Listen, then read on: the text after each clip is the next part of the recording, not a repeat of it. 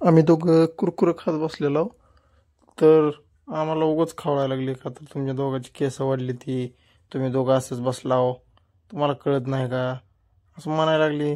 मग काय म्हणलं बाबांनो, घरच्यांची शिव्या खाण्यापेक्षा काढली गाडी निघालाव धाराशिवकडे. आता केस कापावे लागतील.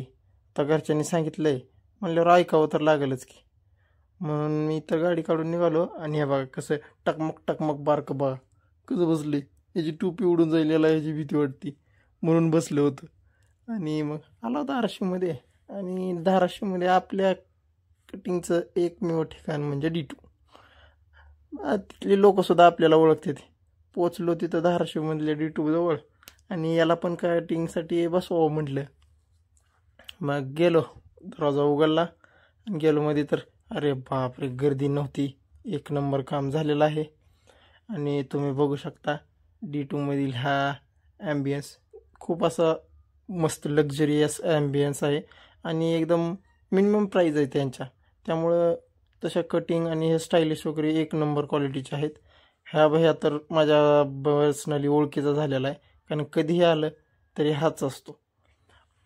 मग त्याच्याजवळ बसलो आणि त्यानं चालू केलं आपलं काम. त्याचं काम करत होता तोपर्यंत म्हणलं आपल्या ब्लॉगिंगसाठी 1-2 व्हिडिओ पण करून घेऊया. व्हिडिओ काढले. आणि कसं वाटतं हेअरस्टाईल, मध्ये मध्ये आम्ही जोक पण मारत होतो. तो खूप असा फ्रीली आहे. त्याने माझ्या कटनीशी खूप ध्यान दिलं आणि खूप असं फास्ट कटिंग करतो एकदम स्टाईलमध्ये. आणि त्याला मी काही सांगितलं नव्हतं की माझा लुक असा पाहिजे तसा पाहिजे. तो स्वतःहूनच केस वगैरे सेट करून देतो, पूर्ण असे स्टायलिश कटिंग करून देतो. आणि तो मला पर्सनली खूप ओळखतो. त्याने बघा त्याच्या प्रमाणाप्रमाणे कटिंग केली.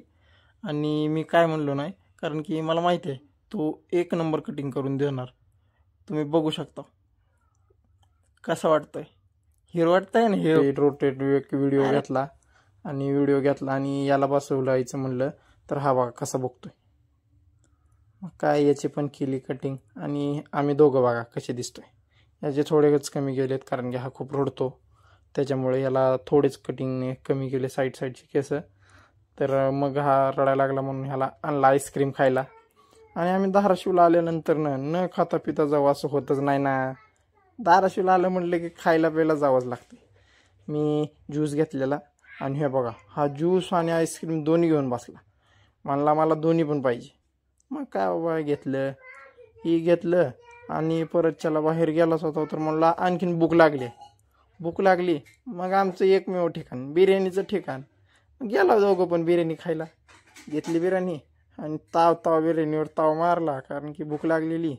आणि मग त्याच्यानंतर बाकीचा ब्लॉग म्हणला आता उद्या बनवू गडी. Okay, tata, bye bye.